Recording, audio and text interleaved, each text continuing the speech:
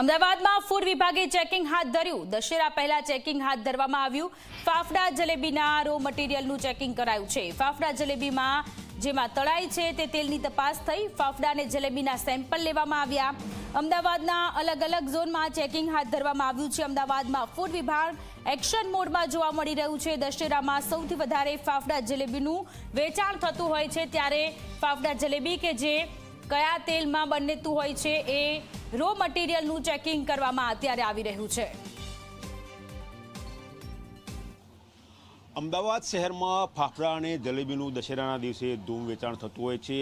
આ ફાફડા અને જલેબીમાં કોઈપણ પ્રકારની ભેળસેળ છે કે કેમ તે ચેક કરવા માટે અમદાવાદ મહાનગરપાલિકાનું ફૂડ વિભાગ સક્રિય થયું છે, કારણ કે જે નગરજનો છે તેમને શુદ્ધ અને સાત્વિક આહાર મળે તેના માટે આ વિભાગ સતત કાર્યરત થતું હોય છે। તમે જોઈ શકો છો કે જ્યારે આવતીકાલે દશેરાની ઉજવણી થવાની છે ત્યારે જે ફાફડા અને જલેબીનું વેચાણ થવાનું છે તે ખાવા યોગ્ય છે કે કેમ તેની ચકાસણી હાથ ધરવામાં આવી છે।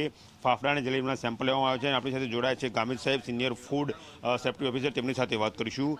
ગામિત સાહેબ, કયા પ્રકારની કાર્યવાહી હાથ ધરવામાં આવેલી છે?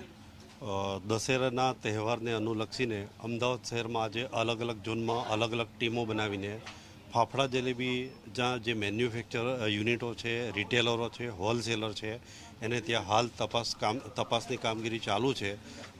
ફૂડ સેફ્ટી એક્ટ અંતર્ગત નમૂના પણ લેવામાં આવશે, તેલની ગુણવત્તા પણ ચેક કરવામાં આવશે, હાઇજેનિક કન્ડિશન પણ ચેક કરવામાં આવશે અને જરૂર જણાશે ત્યાં વહીવટી ચાર્જ પણ વસૂલ કરવામાં આવશે। એટલે કયા પ્રકારનું ચેકિંગ થતું હોય છે? કે તેલની ટીપીસી કેટલી હોવી જોઈએ, કે જે ફૂડમાં જે લોટ ઉપયોગ થતો હોય, કે જલેબી માટે જે મેદો ઉપયોગ થતો હોય, એમાં કયા પ્રકારની ગુણવત્તા ચેક કરતા હોય છે આપણે?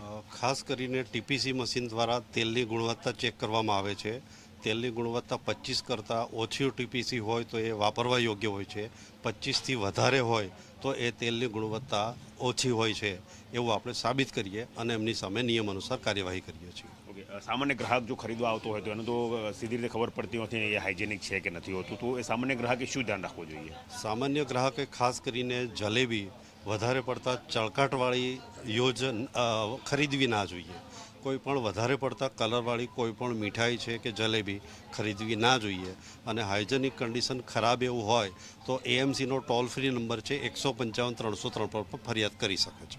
આભાર। તો આ હતા ગામિત સાહેબ, જેમનું સ્પષ્ટ કહેવું છે કે તેલની ગુણવત્તા કેવી છે તે ચેક કરવામાં આવ્યું છે, જે ફાફડા માટે જે લોટ કેવો છે તે ચેક કરવામાં આવ્યું છે, ફાફડા જલેબીના સેમ્પલ પણ લેવામાં આવ્યા છે। સાથે સાથે તેઓ નાગરિકોને અપીલ કરી રહ્યા છે કે જે વસ્તુ ખરીદે તેમાં વધારે કલર દેખાતો હોય તો તે ના ખરીદવું જોઈએ, જેના કારણે તેમના આરોગ્ય સાથે કોઈ ચેડા ના થાય। અને જો ક્યાંક એવું લાગતું હોય કે જલેબી વધારે ચરકાટવાળી છે, મીઠાઈ વધારે કલરફુલ છે, તો જો શંકા લાગે નાગરિકે તો એએમસીના ટોલ ફ્રી નંબર પર તેઓ ફરિયાદ કરી શકે છે। હાલ ફાફડા અને જલેબીના સેમ્પલ લઈને એએમસીના ફૂડ વિભાગે વધુ કાર્યવાહી હાથ ધરેલી છે।